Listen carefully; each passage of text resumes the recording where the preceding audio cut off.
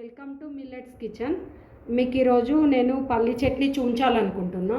ఇడ్లీకైనా, దోశకైనా, వడకైనా, దేనికైనా, ఏ టిఫిన్స్కైనా చాలా బాగుంటుంది టేస్ట్. మీరు కూడా ట్రై చేయండి.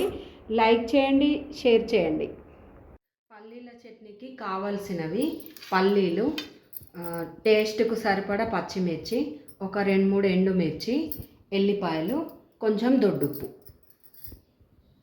ఇప్పుడు పల్లి చట్నీ కొరకి ఒక చిన్న మూకుడు పెట్టిన పల్లీలు వేసేసుకోవాలి. అందులో వేసుకొని ఇవి మంచిగా వేగాలి, వేయించుకోవాలి. పల్లీలు సిమ్ము పెట్టేసి వేయించుకోవాలి. పల్లీలు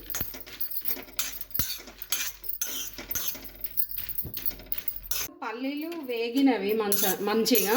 నేను ఆయిల్ వేయలే ఇందులో, వట్టిగానే మూకుడు పెట్టి వేయించిన. ఆయిల్ వేయొద్దు. వేగిన తర్వాత ఒక ప్లేట్లో తీసుకోవాలి, చల్లారనివ్వాలి. ఇవి ప్లేట్లో తీసేసుకొని చల్లారనివ్వాలి. తర్వాత అదే మూకుట్లో కొంచెం ఆయిల్ వేసి మిర్చి వేయించుకోవాలి. అదే మూకుట్లో కొంచెం ఆయిల్ వేయాలి.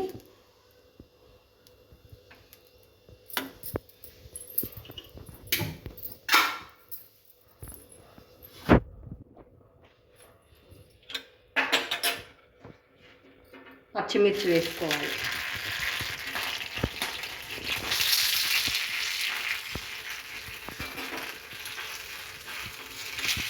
ఇది వేగనివ్వాలి కొంచెం లైట్గా.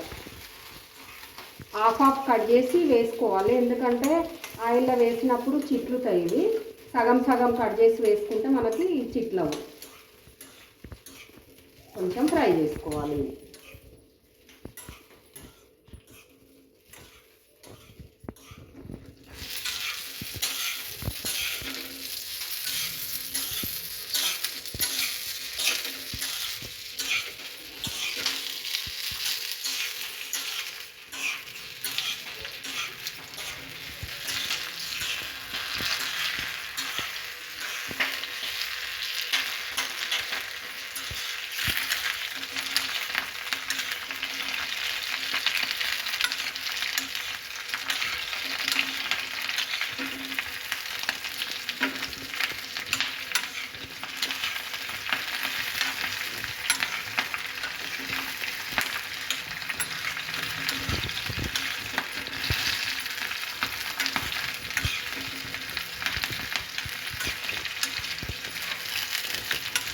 ఇప్పుడు మనకి ఇవి వేగిపోయినవి.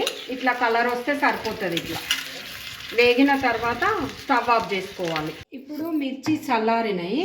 మనం ఒక జార్లో ఈ మిర్చి, వేయించిన మిర్చి ఉన్న కొంచెం జీలకర్ర, నేను జీలకర్ర చెప్పలే మర్చిపోయినా, ఒక స్పూను జీలకర్ర వేసుకోవాలి.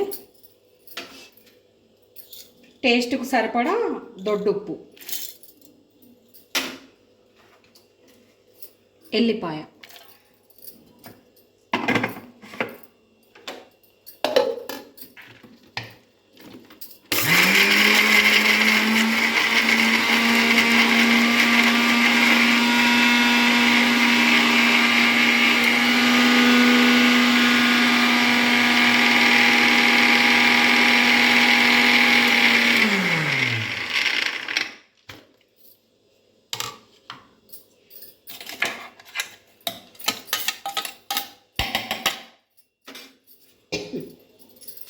అందులోనే పల్లీలు వేసుకోవాలి.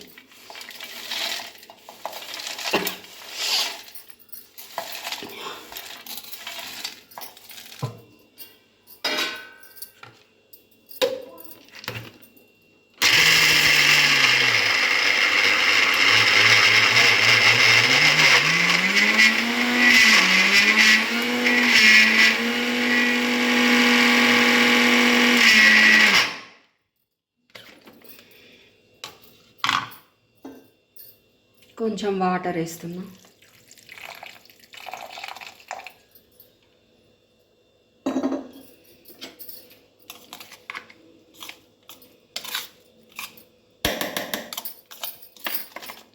వాటర్ వేసుకొని ఒకసారి కలిపేసి మళ్ళీ ఒకసారి పట్టాలి.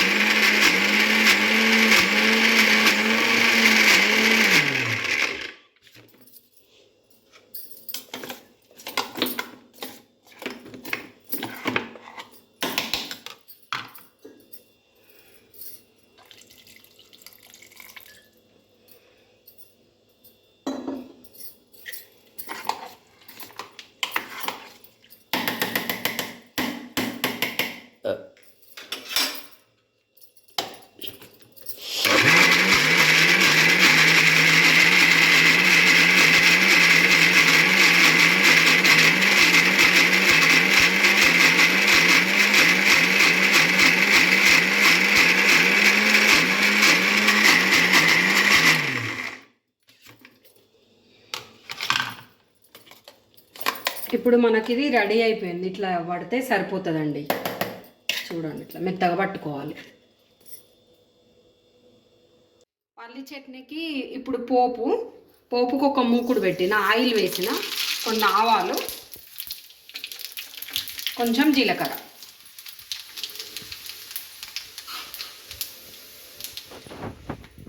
ఎండుమిర్చి,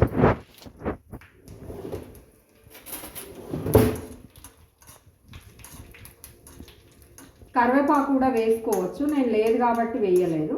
కరివేపాకు వేసుకున్నా బాగుంటుంది. ఇలా ఇది వేగిపోయింది. ఇప్పుడు స్టవ్ బంద్ చేసుకోవాలి.